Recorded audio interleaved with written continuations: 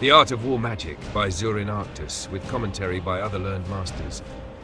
Chapter 3, Dispositions.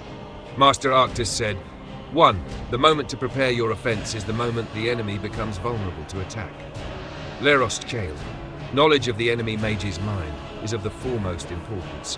Once you know his mind, you will know his weaknesses. Said Mar. Master Arctus advised Tiber Septim before the Battle of Five Bridges not to commit his reserves until the enemy was victorious. Tiber Septim said, if the enemy is already victorious, what use committing the reserve? To which Master Arctus replied, only in victory will the enemy be vulnerable to defeat. Tiber Septim went on to rout an enemy army twice the size of his. 2. The enemy's vulnerability may be his strongest point. Your weakness may enable you to strike the decisive blow. Morandro. In the wars between the Nords and the Chimer, the Nord shamans invariably used their mastery of the winds to cool down storms before battle, to confuse and dismay the Chimer warriors. One day, a clever Chimer sorcerer conjured up an ice demon and commanded him to hide in the rocks near the rear of the Chimer army. When the Nords cooled down the storms as usual, the Chimer warriors began to waver.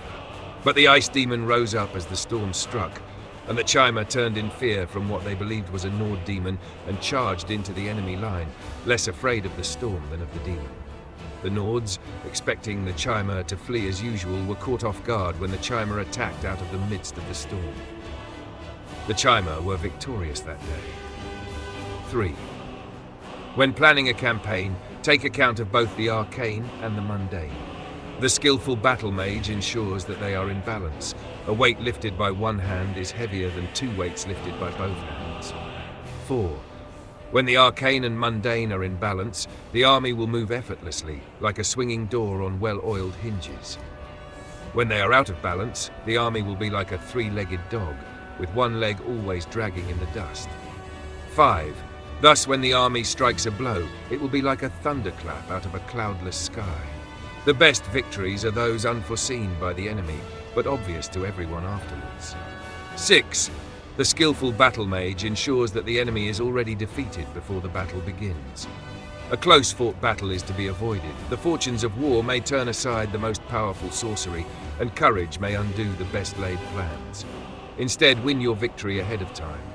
When the enemy knows he is defeated before the battle begins, you may not need to fight. 7. Victory in battle is only the least kind of victory.